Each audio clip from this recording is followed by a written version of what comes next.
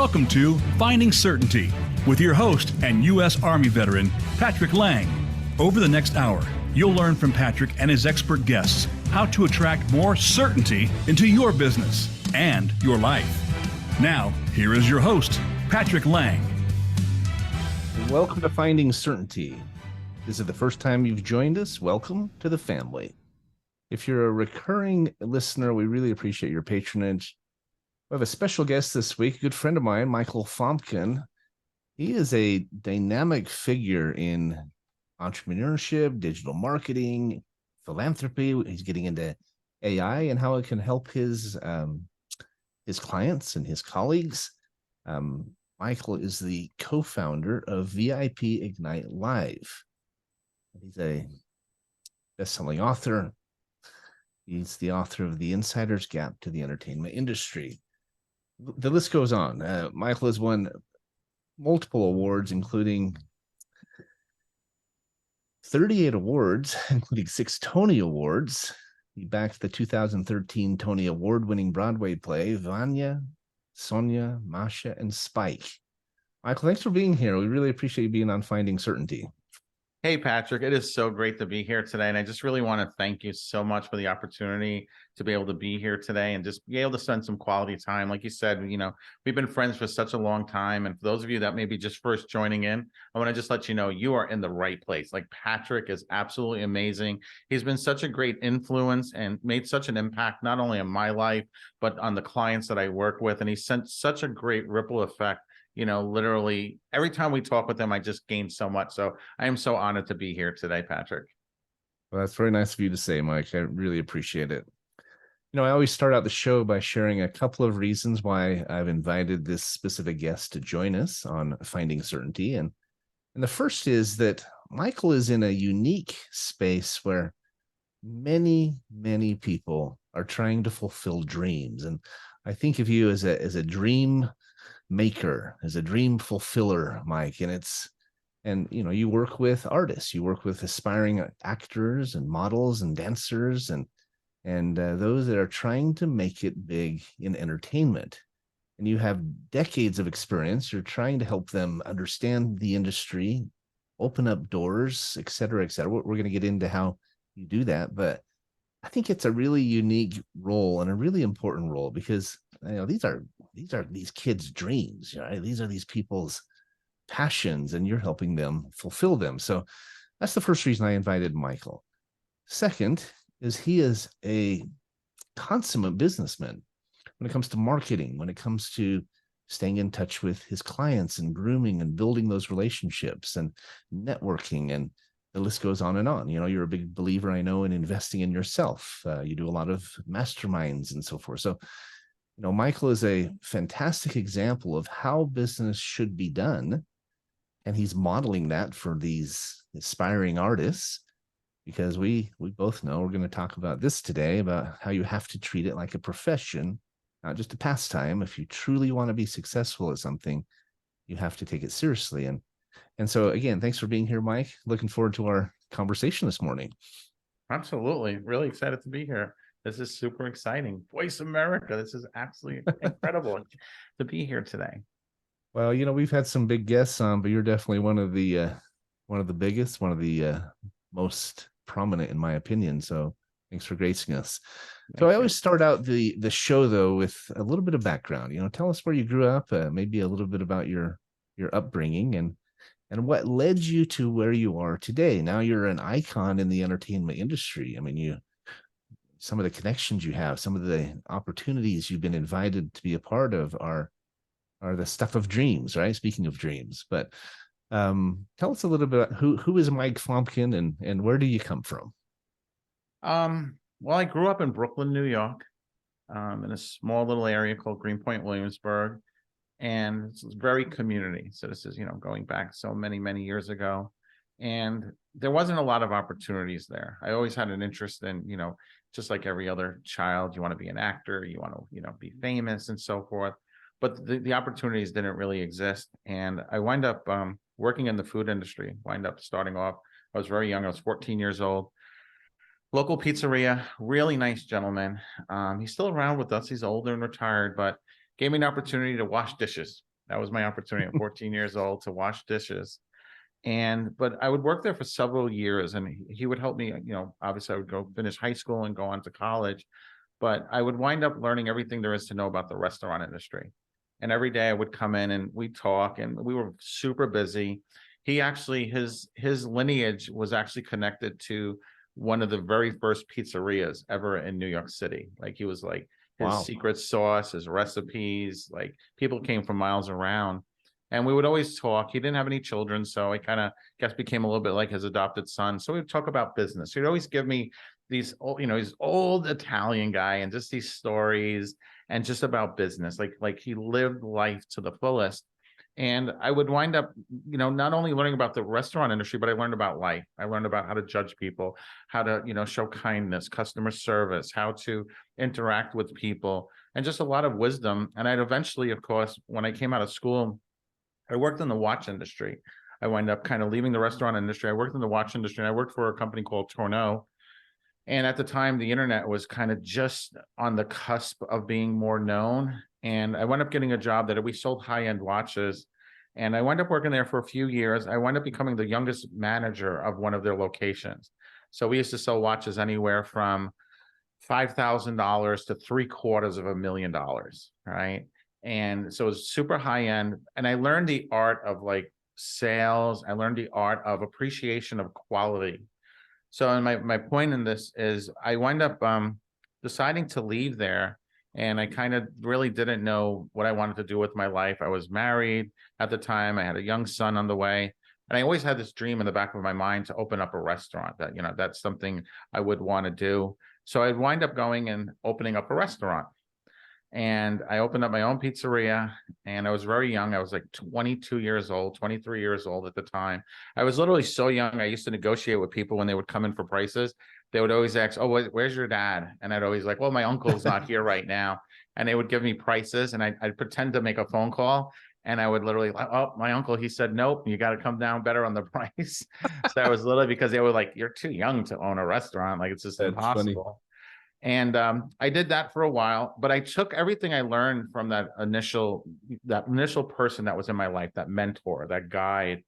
And then as I worked in the watch industry, I learned all these high-end techniques and marketing and so forth. And I had all this knowledge. And when I opened up the location, the first pizzeria, there was probably about 10 competitors there. And by the time I sold it, we were down to like 2. Like I was just very aggressive with our marketing, our advertising. We used to have a little technique we used to do in the watch industry where people could come in and trade in their old watch for a new watch. So somebody would come in with their old watch, they could trade it in, and then they could get a new watch. And I was like, okay. When I opened up the pizzeria, I was like, why can't I have somebody trade in their old pizzeria? So we ran this guerrilla marketing where we would go out and say, hey, you can get like a large pizza for $5, right? This ridiculous price. But in order to get it, you'd have to trade in your old menu, right? So think about this, right? Whenever you want to eat, right, and your family's home, you're like, where do you go to figure out where you eat? Back then, you'd go to the menu drawer. That's right. So my whole goal was I wanted to get inside the menu drawer and start emptying out their menu drawer. And then I would send them a menu, and then literally my menu would be there. So the following week, they would start calling us. And it worked really well. So we did all these different types of things like that. And I did that for a while. I did that for probably about several years. And then I kind of got bored, just like entrepreneurs sometimes do. And I decided to sell the restaurant. If you're not familiar with the restaurant industry, it's like, 12-hour days, 7 days a week. I had 2 kids now, and they were getting bigger. So again, I sold the restaurant. And I kind of found myself for a second time really not knowing what to do with my life. I did very well, built the business up, sold it, for a 10x profit. And I said, okay, well, I went online and I started looking around for businesses, and I came across this ad, and it said, own your own modeling agency, meet beautiful people and judge beauty contests. I was like, wait a second. Wait a second. Hold on. So I've been covered in flour and garlic and tomato sauce since I was 14 years old. And you're telling me there was a job opportunity out there where I could meet beautiful people and judge beauty contests. Sign me up. Now, my wife wasn't too happy about this, of course, at the beginning, but what it turned out, it was for a franchise. It was for a business that they it wasn't so much judging beauty contests or anything like that. That was just what's called a hook, just to get the person to click on the link. But what it was a new software company. And this is before Facebook, before the iPhone. This is going back even, pre 2001. So almost 23 years ago. And the world was very different. Just to kind of give you a perspective of the world that existed back then, from the internet standpoint, the current at that time the current CEO of the New York Times was quoted as saying the New York Times would never be online. So I want you to think about that. Like, it's only 2 decades ago, but the mindset of the internet, like how fast the world can change, you don't realize that. But the owner of, the CEO of the New York Times was quoted as saying that even all the heads of the modeling agencies, there was this elusiveness that we're not going to be online. That's just, that's Right. Right. And this company had created a Michael, software. Yeah. Go ahead. Michael, Sorry. let me cut you off for a minute. Before we get into the next phase here, tell me, you talked about this pizzeria owner that mentored you, right? Mm-hmm. And then you got into the watches, and I assume you had a manager or a coach or someone who helped you. How impactful was that mentoring, and how, I guess, what did you take away from them that has led to where you are today? And I want to transition into the entertainment and the internet. But before we go there, let's touch on this topic, because I think it's a really important piece of finding success, and it's led to, in a very real sense, what you do today. Well, I think that, I was really lucky. I grew up in a rough neighborhood. I'm not going to lie. Like Brooklyn at that time was a rough neighborhood. Like, the people in that area, you either became a police officer, or you became a criminal. Like those were your 2 choices, honestly. Some of the associates or some of the people that were, in my circle, they stole cars, they sold drugs, they were consistently, involved in gang warfare and so forth. Like, it was a really rough neighborhood. Like, walking to school, walking to the train, like you had to know how to hold yourself. You had to know how to fight. Like, you had to know how to defend yourself. So there wasn't a lot of great influence in my life whatsoever. My father died when I was 4 years old, literally had a heart attack in front of me. I watched him die right in front of me. So I only had my mom, and, my mom now is a single mom, and she did everything she could to, provide me with a great life, but I didn't have that father figure there. So I was always searching for that. So, like, I think when that initial owner of the pizzeria came into my life, he became that person. And I always looked to people. Like, I knew very early on, I knew the difference between right and wrong, obviously, right? And I knew I didn't want to be involved in that life. I always had a good heart. Like, I just had a good heart. I went to church every Sunday. So I always looked for people that could give wisdom, and, like, I would always retain it. Like, I just knew. Nobody told me to do this. It's just something I just did. Like, I just knew to write things down, to remember these things. Even 30, 40 years ago, I can remember every moment, every saying, and so forth. So as I went through life, and I kind of, now I have the realization, I learned that everywhere I go and everyone I meet, whether they're above me or below me, provides me with value, right? I can either learn what to do to become more successful, or I can learn what not to do. Like, working in the entertainment industry, we meet, it's interesting because you said dream maker, right? One of my associates, he's one of the most powerful agents in the world in New York and Hollywood.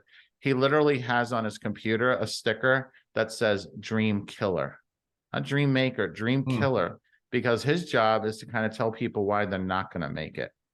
And it's something, like, when I first saw that, I was like, whoa, that's pretty harsh, right? But then I realized that's just his value system, right? That's just how he perceives the world, how he perceives himself. So whenever I meet people now, I used to kind of separate myself, right? Like, at the beginning of my story, right? The criminals or the cops, right? The good guys or the bad guys. I would separate people, but now I realize that you learn something from everyone. And it took me a long time. It took me 3 decades to learn that. But now I realize, like, now all of a sudden the whole world becomes so much more valuable, like, and what you can do and how far you can push yourself. Like, there is no excuse. Everyone, people all the time talk about investing in themselves. And, Warren Buffett's, one of his favorite, quotes is, the best investment you'll ever make is investing in yourself.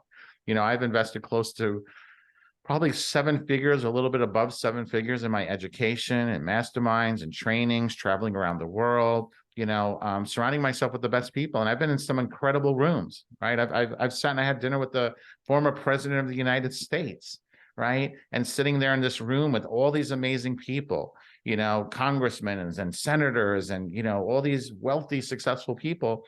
And it's so interesting that some of the concepts, some of the best concepts I learned in a pizzeria. I learned while selling watches, right? So, but every step takes you closer. You know, people talk all the time about not having resources. Well, I can't invest in myself, Mike, or I don't have money. You have you have the resources. You're just not resourceful. Like I realized that, like every business I started, I started businesses during recessions. I started businesses during economic turndowns. Like, but nobody told me I couldn't do it. There was nobody saying you couldn't do it. So you just went ahead and you did it. And what you have to learn is you have to learn to leverage what you have. You can't concentrate on what you don't have. You know, I watched a really interesting YouTube video the other day. Young gentleman traveled around the world and he started off with like $10. And I was like, oh, this is pretty interesting. And literally that $10, when he arrived like in Paris or somewhere, he went and he bought a Windex bottle and some Windex cleaner. And he's just started going up and down the streets offering to clean people's windows. And he wanted to make a point that he literally could make $200-300 a day doing this. And then he would save up enough money. He'd sleep in a hostel. He would go to the next city and so forth. So my point being, it's like, it's not impossible to do anything, right? You have to be willing to invest in yourself. You have to be able to be resourceful. You have to use what you have. You can't take influence of people who tell you can't do it. You have to listen to the people who tell you can. Your community and your network is going to be the most important thing. And yes, I was really lucky that I had the right people come into my life, but I attracted them. I brought them into my life because I shied away from the people who wanted to hold me back, right? The people who wanted to hold me, they led some exciting lives too, right? You know, it's pretty exciting, right? Sometimes being the bad guy is exciting, right? Criminals have the big houses and the mansions, right? But at the same time, I wanted longevity. Like I always knew any company I wanted, I just wanted to have longevity. And like, you know, our latest iteration of helping models and actors and musicians, you know, we've been doing this now for 18 years. And we've built like a foundational company that will like transcend time. Like the company is at a level now where even if I decided to step away, the company will be able to continue. And like, that's like the greatest vision for anyone starting a business, to reach that level. And it seems like an overnight success, but it took 18 years to get there. So you talked about longevity, right? And I think, you know, as we talk about certainty, which is the focus of our show, finding certainty, really, it's creating certainty, right? It's something we build, it's something we develop, not usually something we stumble across. But longevity is a fantastic word. And we talk about mentorship and figuring out where we're going. You started to get into the transition into the entertainment industry, but I believe that if you look at everything you do with this long-term view of how do I have longevity in what we do? How do I create a legacy in what I do? I think that's a really important standard, if you will, really important principle to live your life by. We're coming up on our first break, and I want to get into how you transitioned more. You started talking about the transition and how the internet was evolving. But in the last minute here before break, was there one lesson that you learned from that mentor back at the pizzeria that has taken you to where you are today? Yeah, treat the value, over deliver to your customers.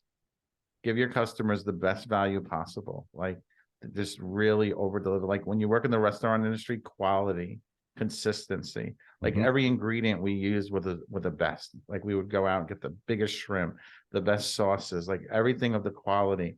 Like there was a special cheese we used to call it grande cheese. It's the most expensive cheese you can get for pizza. 99% of the pizzerias will never get that because they're just trying to cut costs. So they're giving the customer a lesser quality product. So that something as simple as that cheese, everything I do, how do I reach that level of giving people the best value? I under promise and I over deliver. I love that. That's what you do now with VIP Ignite. I know when your customers come to your workshops and they're coming to be mentored and trained, they always come away, and I've been there, I've experienced it. They come away blown away by the value they receive because you under promise and over deliver. I mean, they come excited and optimistic, but I think they're always kind of amazed by the. I always say I was expecting something good, but I wasn't expecting this. That's like our number one quote. Yeah. So we're visiting with Michael Fomkin. He's the co-founder of VIP Ignite. the best-selling author. We're going to go to break right now, but we'll be right back and we'll continue the conversation about how he is literally transforming the entertainment industry in his own way. We'll be right back. All right, perfect, guys. Good segment. Back in about 2 minutes. Thanks, Matt. So nice job. Cool. Thank you. I didn't mean to get long-winded on the story, but Yeah, that's the only advice I have, and you know this. What you do is shorter segments, we can interject and interact a little bit more, but it's all good. Yeah. It's interesting hearing your story because I know you today. I didn't know you 20 years ago, right? And it's fun hearing how it came about. Yeah, wait till I get to the $100 million lawsuits and suicides and murders. It gets Right. super exciting. Right. You know, as I always say on the YouTube video, they get the behind the scenes because we're still recording, of course. And is there a lesson you learned from your mom that of all of them? I know there were many, and she was I always say any single mom was the bionic woman, but is there a lesson that stands out for you? I think, you know, obviously after she passed, looking back, I realized that a lot of what drove me, the hard work, like my mom grew up with her dad passed away when she was young, and my mom had 7 brothers and sisters, and she was the oldest. So when they lost the breadwinner of the family, her mother, my grandmother, had her go out and leave school and quit school. She dropped out of high school. She had to work and support the family. So she literally was supporting her younger brothers and sisters who weren't, you know, were still at an age of being too young to work. My mom wouldn't go on to graduate high school until like her 50s. She would then go on to graduate from college. She would then go on to be one of the heads of one of the departments at Columbia University. She would graduate from Columbia. So, and my mom believed in education. It was one of her strongest points, was she believed in hard work. So just living and seeing that inspired me without realizing it. Like I knew nothing else. I just knew education, hard work. That's my world. That's what I saw. So I think that, you know, that was a great value I learned from her, and also how to love, right? How to love somebody, how to have that appreciation for somebody else. What was your mom's name? Sorry, Patrick, to interrupt here, but we are coming back. Okay. Tell me your mom's name real quick. Oh, her name was Philomena. You're listening to Finding Certainty with Patrick Lang. Have a question for Patrick or his guests? Join us on the show at 866-472-5790. That's 866-472-5790. Now, back to the show with Patrick. Welcome back. You're listening to Finding Certainty with Patrick Lang and Michael Fomkin. Michael is a renowned icon in the entertainment industry. He's won multiple awards, including Tony's. And we were talking about some of the mentorship that Michael has experienced that he felt has led him to where he is today, including his mother, single mom for many, many years. I'd really like to dedicate this episode to her, Michael. I know you lost her last year, about a year ago. And in fact, we were going to meet back then and we weren't able to because you were dealing with the funeral and what we call, I like to call the graduation ceremony, right? The celebration of life. But your mother's name was Philomena, correct? Yes, Philomena. Wow. Old-fashioned name. She must have been an incredible woman to have raised you as a son. But you know, I think it's, as we look back at our mentors, whether it's our parents, our former employers, or whatever, they really do leave an impact on us. And when you talk about having longevity, I think a lot of it comes down to the mentors that we had and what they model for us, right? The principles they instill in us, the confidence, right? One of the things I'm proud of as a father is I've always tried to help my children be confident and believe in who they are. I remember a story or an experience where my son was probably 4 years old or so, and we were at McDonald's, and he didn't like the toy he got in his Happy Meal, and he wanted to go exchange it, see if they'd give him another one. I said, well, you can do it, but you have to go ask yourself. So here's this little kid who, okay, no, Dad, I don't want it. No, you got to do it yourself. You can do it. He goes up to the counter. Can I exchange my happiness? You see this hand, because he's not even tall as the counter, and they gave it to him. And I've tried to instill in my kids that kind of confidence, and now they're, they've all won scholarships. I've got 2 Division I athletes. My daughter's a gymnast for the Ducks. My son is a diver for Cal State. They've gone on to do some amazing things.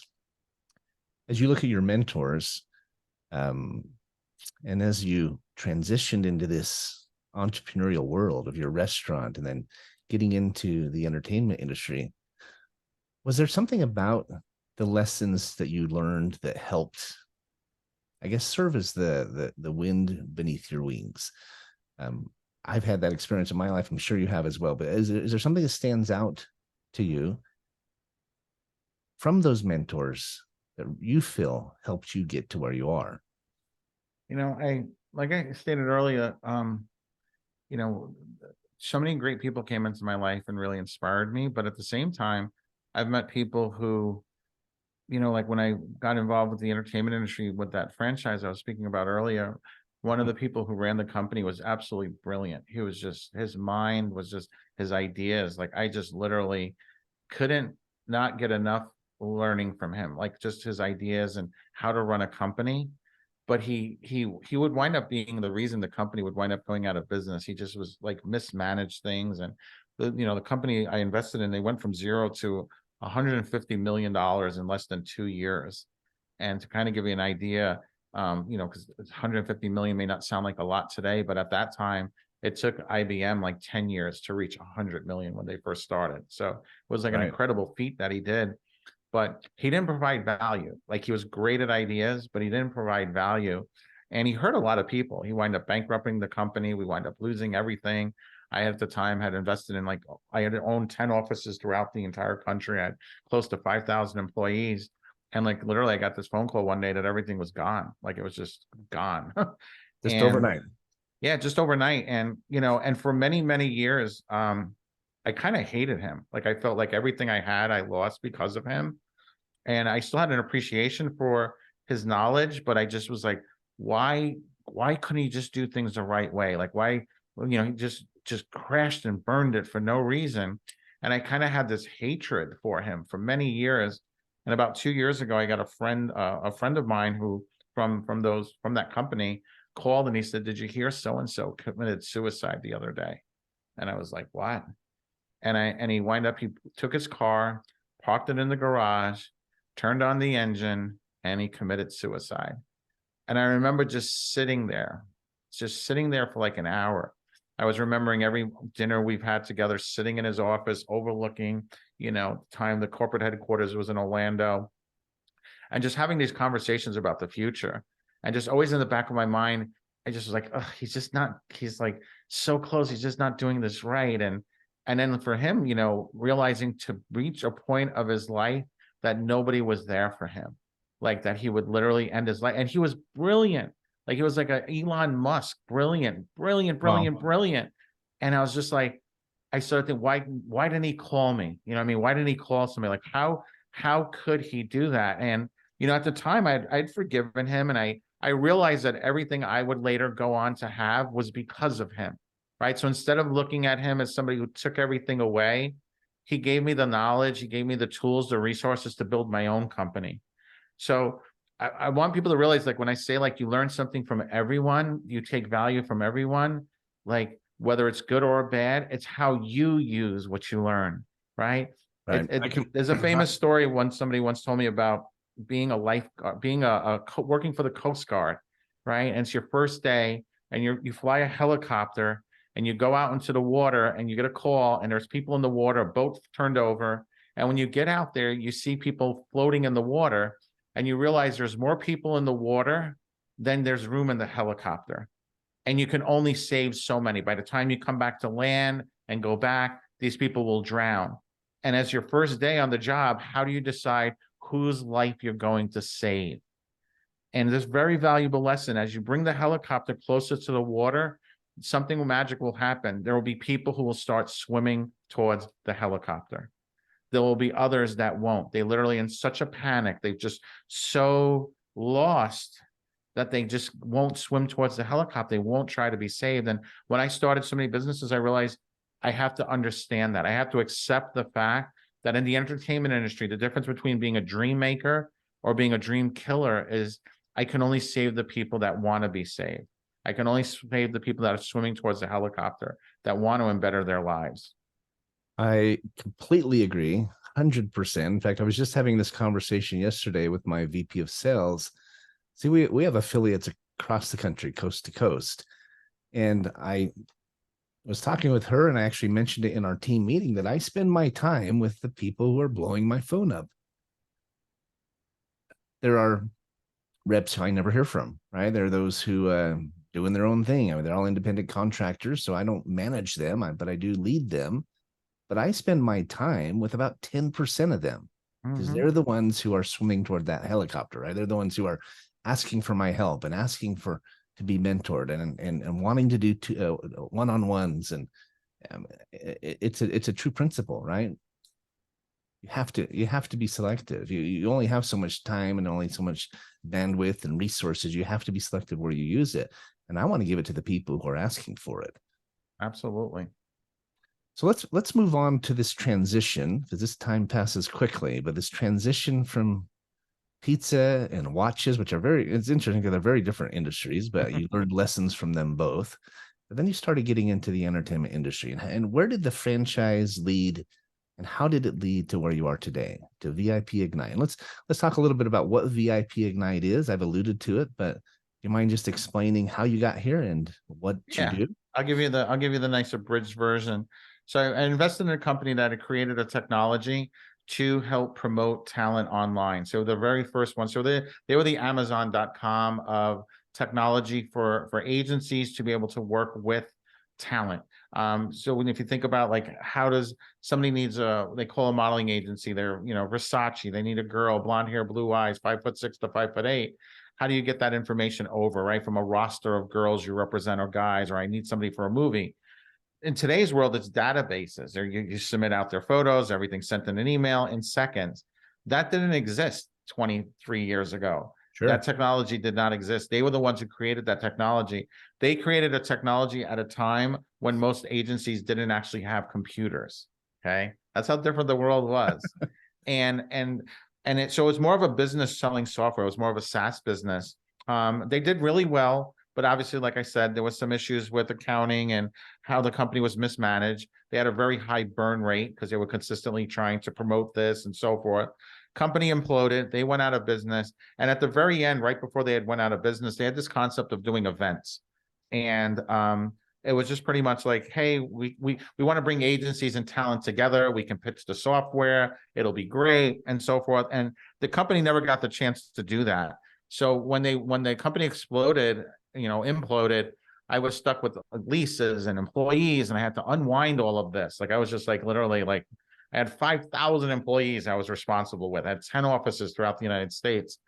And as I unwound all of this, like I just said, I can give up and quit or I can figure something out. And I was really intrigued with this concept of meeting people. And at the time, I didn't know a lot of people in the industry. Honestly, I knew some of the people that worked in software. I knew some people that worked at some of the agencies, but I didn't have all these connections, right? I was software.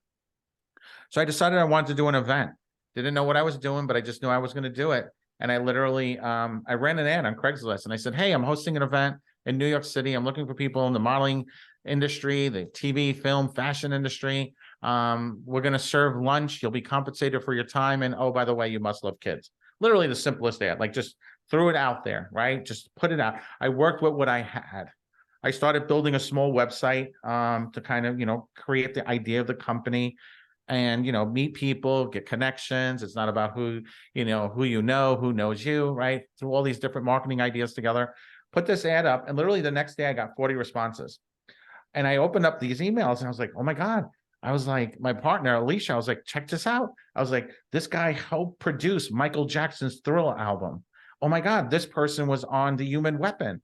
Oh my God, this person is like in the WWE, like all these incredible people. And I was like, wow, they must really want lunch. Like, this is incredible. And it was on Craigslist, mind you. Right. But what I didn't realize was I had put the ad up the night before the writer strike. So all these people were about to be out of work. So here was this gig. You're going to get paid. You get to talk to kids, right? And they applied. Here's the interesting thing, though, just to wrap this up and move to where we are today. That ad, I never ran another ad again. Out of the 40 people that applied, I chose 10. Those 10 people, 18 years later, account for us winning those 38 awards, winning the 6 Tonys. We have a new movie called Target. It's streaming on Apple TV and Amazon. It'll be on Netflix next year. So now I'm an executive producer. It's winning numerous film festival awards. So not only have we won these awards on Broadway, we've won awards in the film industry. We've helped connect and guide talent. We have success stories that transcribe the entire planet, right? And it all became because of who you know. It became from networking and building relationships, of overvaluing, like, and of learning, right? Those same inspirations that my mother that drove into me about learning or being over delivering, right? Promising people and keeping your promises, keeping your word, seeing all these moments that led up to that, learning the good, the bad, and that's like what created the company. Like, that's the core values. Like, everything I've learned from those mentors is the core value.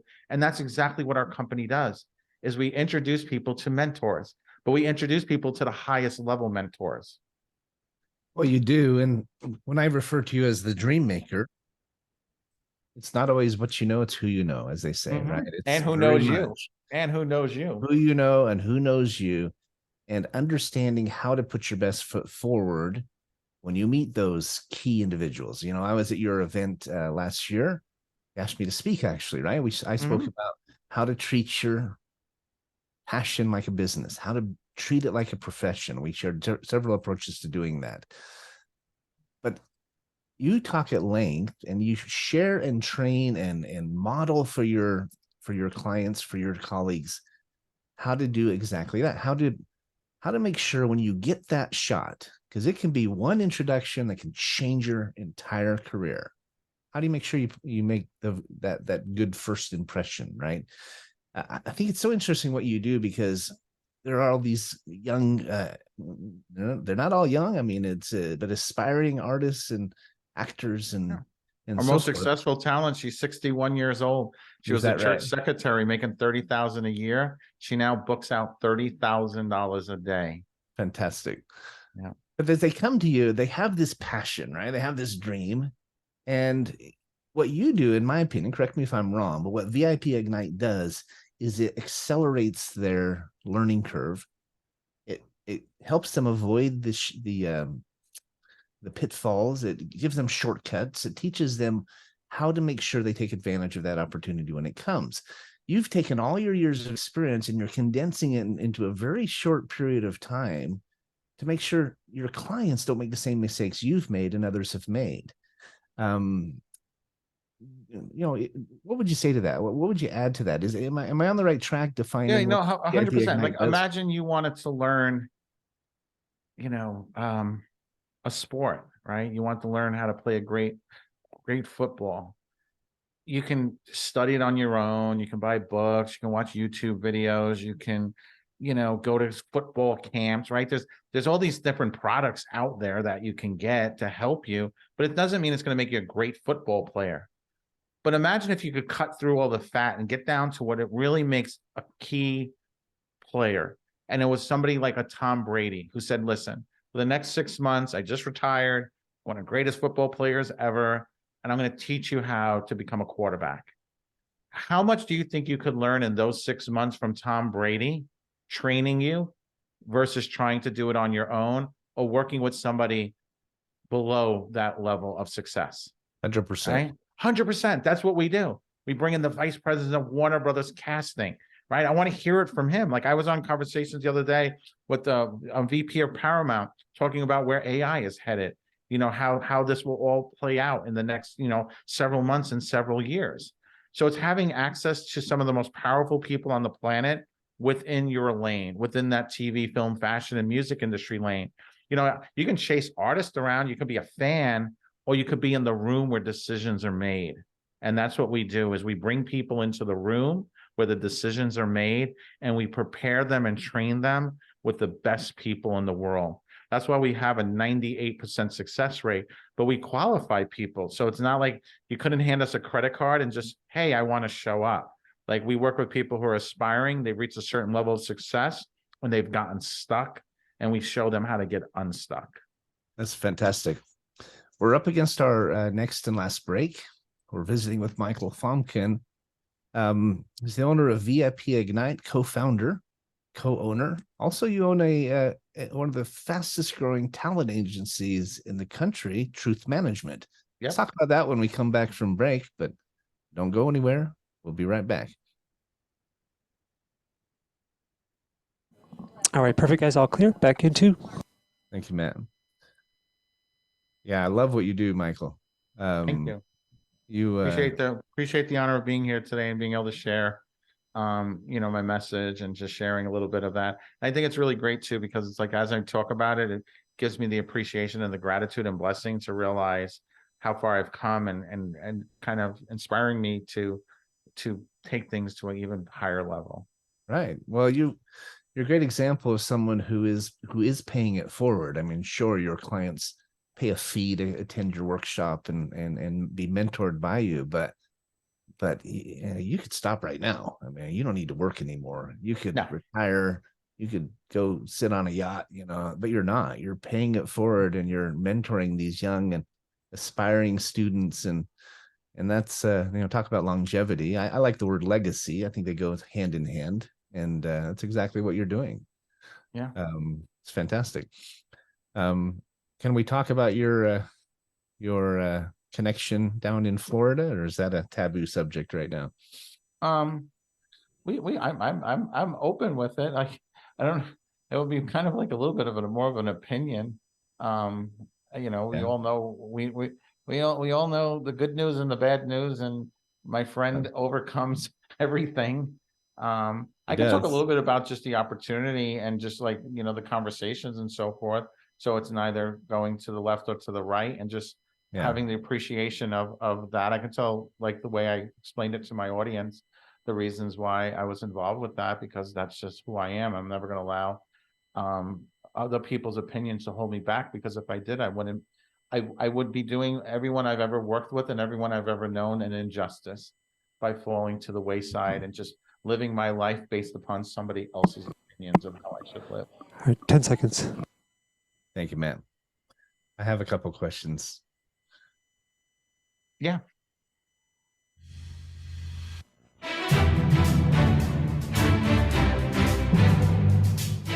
You're listening to Finding Certainty with Patrick Lang. Have a question for Patrick or his guests? Join us on the show at 866-472-5790. That's 866-472-5790. Now, back to the show with Patrick. So we were talking before the break with Michael Fomkin about the talent management firm that he owns, Truth Management. I love that name, by the way, Michael, because how much misinformation or misrepresentation or over-promising and under-delivering goes on in the entertainment industry. There's a lot of it, right? Oh yeah, we had an example the other day of a girl who was going through an interview process. Beautiful girl, so much potential, and one of the talent executives is interviewing her, and she's like, "Well, I have a friend of mine that's setting me up with an agency in Korea."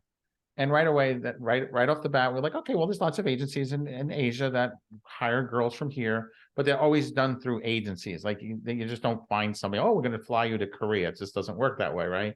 You don't even know if their pictures are real. You don't even know if they're crazy or not. So it's always done through agency negotiation. So in order for you to do international work, you have to have an agency here. That's just how it works, right? It's like being a doctor, right? You have to have qualifications, certifications to be able to work in a hospital. You just don't hire somebody. So she said, the talent executive goes to her like, hey, so who's your friend? Like, what agency she's with? Well, she's on TikTok. Well, like, well, what do you mean she's on TikTok? Well, she's my friend on TikTok. Well, have you ever met her? No. Okay, so they're taking you to Korea. as we investigated this, and of course, we're familiar with this because we're a part of Operation Underground Railroad. We've helped in cooperation with Tony Robbins and Russell Brunson, helped freed over 3,500 kids from sex trafficking. This girl literally was about to be trafficked outside the country. And literally, as we explained this to her, guess what? She goes, but it's my friend. She literally, that's like how powerful this pull can be in this industry. Where literally, when you're saying to the person that there's no, the bridge is broken. If you go down this road, you're going to die. And they're like, no, I believe that the bridge is still there. And it's just like mind blowing. Of course, we saved her and so forth, but it's just like incredible, like what's out there. So like when, that name Truth, that's what we're about. We're just about being totally brutally honest and transparent with people in this industry. And of course, do we have enemies and haters? Absolutely. When you stand for what you believe in, you will have haters. You will have people who don't believe in you. And that's great because that means you stand for something and you're making a change. And as long as you know that change is for the benefit of others, then you push forward. You never want to let anyone ever hold you back. I couldn't agree more. That was the very first thought I had when you said she was getting drawn over to Korea for this opportunity. I was like, trafficking, put it, be smart, right? I love the fact you're involved with OUR. We're very involved with OUR as well. In fact, you may not know this, but the last 5 episodes I did on my show, other than just last week, but the whole month of September and last part of August, I interviewed different executives and principals involved with Operation Underground Railroad. We did a whole series on trafficking that during that month, and it's a topic that needs to have awareness. Obviously, it's becoming more popular, more biggest business in the world. It is. Well, the criminal enterprise, fastest growing in the world, but there's more and more people becoming aware of it and wanting to get involved. And The Sound of Freedom, the movie that came out this last summer, was obviously a big help. But as you talk about truth, right? Truth in the industry, you look back on your mentorship, you're helping now your clients and your community to accelerate their journey. Truth is such an important piece of it, right? Because when you can get to the facts, you know what to do and how to do it. You know who to talk to. You're having doors open to you. That's why I refer to you as the dream maker, Mike, because there are so many people out there who that's their passion. That's what they know they want to do, to sing or dance or act or whatever the case might be. And they need that mentorship, right? As you're coaching your students and your clients and how to do that, is there a lesson or two you'd want to share online here for how to make it happen? Obviously, networking and mentorship are key, but is there something more? Yeah, I think anybody who's listening to this, and if you're aspiring or just starting out in the industry, anybody that you want to work with, have actual real proven results. Like talk to talk to the clients, see actual results, not fantasy, not something somebody's telling you. You want to work with people who have results and actually believe in you, people who are actually willing to invest in you, right? There's a cost involved in the industry, getting the right headshots and portfolios and training and all of those things. And so many times people, I think when they're brand new, the first thing they say to themselves is, I want an agent, right? That's what everyone says. If you go anywhere, what is the first thing you need? They always say, I want an agent. If you change your question, you'll change your life. Ask better questions, you'll get better results. Instead of saying, I want an agent, say, how do I become the person an agency would want to sign, right? Understand. Great question. Yeah. What do I qualify for, right? Am I a commercial print model, an editorial model? If I want to do TV and film, what's going to be the best market for me? Should I work in LA? Should I work in New York? Should I start working in my local area, community theater? Like there's so many opportunities out there, but because there's so few legitimate resources online, it's a very difficult industry to get into. It's a very fractionalized industry. And, there's so many wrong paths. And I understand why you just don't know what you don't know. And people kind of go through those hills and valleys. They're excited, they're optimistic, but then they get taken advantage of, and then they kind of crash and burn and they give up on their dreams and their hopes. But if you're starting off, Seriously, ask better questions like, what are the results of this company I'm going to work with? What do I need to become to work with an agency? Start researching, learning like legitimate agencies. A great resource, free resource, IMDb. It's the internet movie database. It's owned by Amazon. And literally you can go in there, find like your favorite actors, and they'll show you not only what movies that they're in, what movies are coming up, who their agent is, who their manager is, what the production company is, what the casting company is. It literally gives you the encyclopedia, the phone book of legitimate people in the industry. Right. And it's always amazing when somebody's brand new and they're like, I never thought of that. And to me, it was always like amazing. But now I realize when you don't know, you just don't know the right people to follow. So a great tip is go to actual legitimate resources to research and so forth. And somebody wants to work with you, you shouldn't be paying them, right? That is so true. If you want to work with an agency, they pay you. You get clients, pay them, and then you get paid. You don't pay an agency for representation. But just like a doctor, if you're going to want to be a model, when you show up there, you have to be a model. They're not going to pay for your photos. They're not going to pay for your training. They're not going to pay for your apartment in New York. They're not going to give you bus fare and food fare and rent money. That's not how it works. They're a business. They're representing some of the, most of the agencies we work with represent with some of the, biggest models in the world. These girls earn 7 figures plus per day. These girls are on their A game. That's your competition, by the way. Like when you're an actor, you're an aspiring actor, like if you're trying to go straight to Hollywood, you're competing against some of the finest, greatest actors in the world.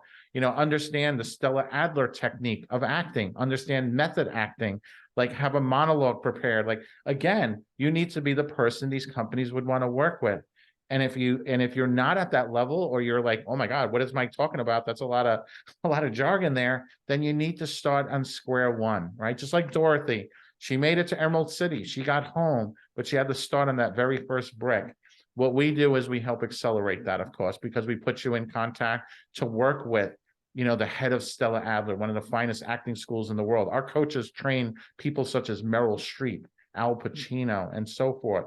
Our coaches work with, helped relaunch the careers of people like Tyra Banks. So we have that stable, that catalog of people. But if you're trying to do this on your own, my best advice is be wary. Beware. This industry is a lot of false promises, no delivery, and your dreams will be shattered before you can even begin. Well, and even danger to your example of absolutely. And not only sex trafficking, crypto scams, romance scams, oh my goodness, the internet, it's just unbelievable with these powerhouse social media companies, how through their algorithms, they control people's mindsets, they control people's ideas. We use social media and it's a powerful tool, but if you don't know how to use it, it's kind of like a chainsaw. You can cut down a tree or you could cut your arm off. It all depends on how you use it. That's a great analogy. I'm a firm believer that you have to treat this passion, this pathway as an aspiring artist. You do have to treat it like a business. Just like the production houses and others, they're a business. They're looking at an investment. You have to look at it as a business. No business started with $0. You have to invest in yourself. You have to be willing to put yourself out there. We're up against the end of the show. We could talk much more, and maybe we should do a whole nother episode and dig in deeper about how you do what you do and some of the lessons, some of the other lessons that you share with your people, without giving away your secrets. But how do people get a hold of you, Michael? And how can they get started if they're interested in working with you? We do actual live events online. They're open to the public. They're free to attend. They're 2-day events. They're every week. They're about every other weekend. We bring on speakers and experts and training, and we give this all the way for free, just for people, and it's live. Just so people can be educated about the industry. We've reached a level of success where we can afford to do this now and help educate people. And it also gives an opportunity for people to learn about us and to learn some of the people we work with. The easiest way is they can just text the word talent, TALENT, to 26786. So just text talent to 26786. Once again, just text the word talent to 26786, and I'll provide you a link and hop on for free. I'm always there, so you get to say hi to me, and I do some really awesome presentations during that weekend. And by the end of the weekend, I actually tell people exactly what you qualify for as a model, as an actor, who your character is, what city you should start in, and we give them a ton of free gifts, advice. They'll even get a copy of our new book for free just by logging in. So talk about longevity and talk about paying it forward.